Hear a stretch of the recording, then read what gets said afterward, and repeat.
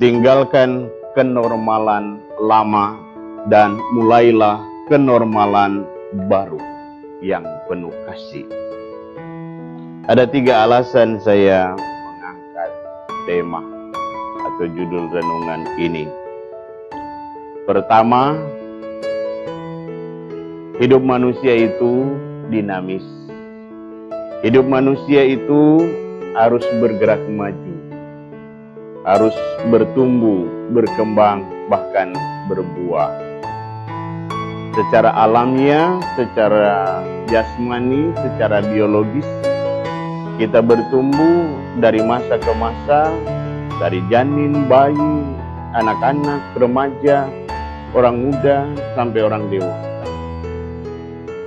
Tapi juga secara rohani kita juga harus bertumbuh, berkembang, bahkan berbuah di dalam kasih, di dalam iman, di dalam pengharapan, di dalam kebaikan, di dalam kebenaran, di dalam kesucian, bahkan kesempurnaan di dalam Tuhan. Kedua, Yesus mengharapkan para pengikutnya agar supaya bertumbuh dan berkembang, agar supaya mengalami kebahagiaan dan keselamatan yang sejati, di mana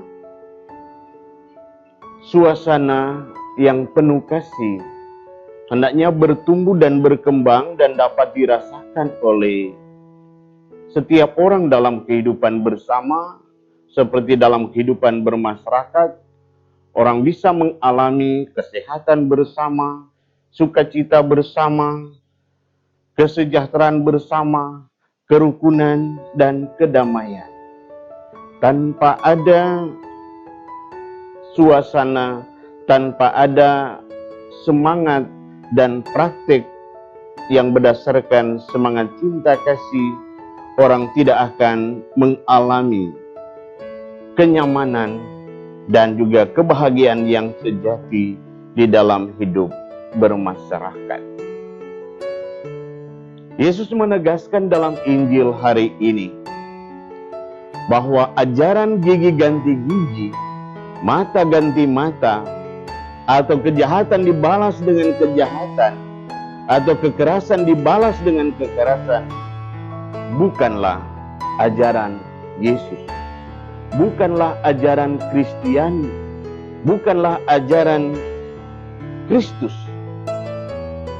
Orang Kristiani yang suka membalas kejahatan dengan kejahatan, membalas kekerasan dengan kekerasan, bukan orang Kristiani yang baik dan benar.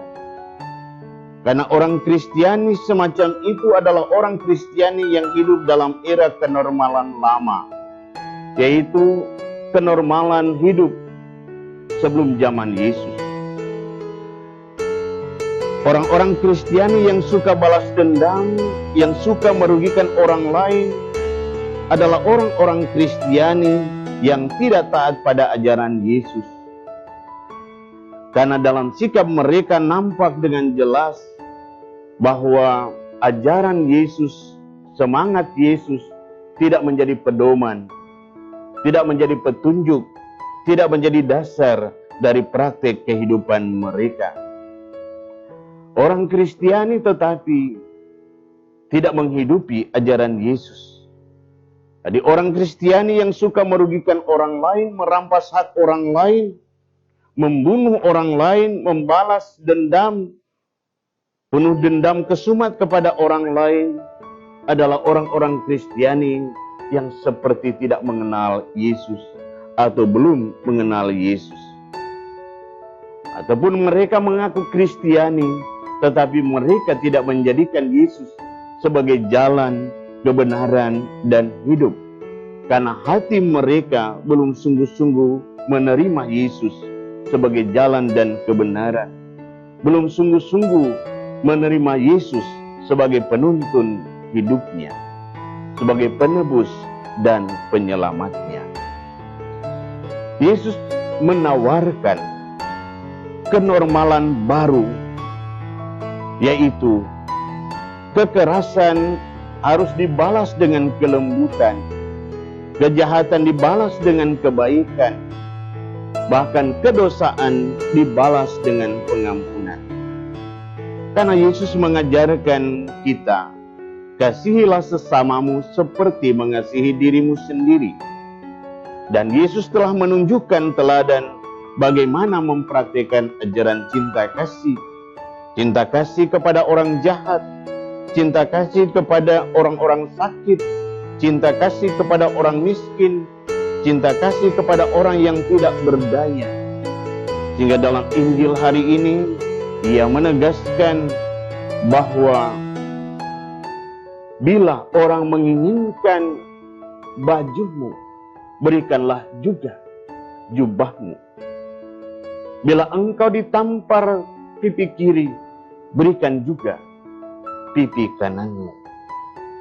Di sini Yesus menunjukkan bahwa penghayatan dan pengamalan cinta kasih bukan berdasarkan pada pembalasan, bukan berdasarkan pada apa yang telah diperbuat orang kepada kita dan kita membalasnya.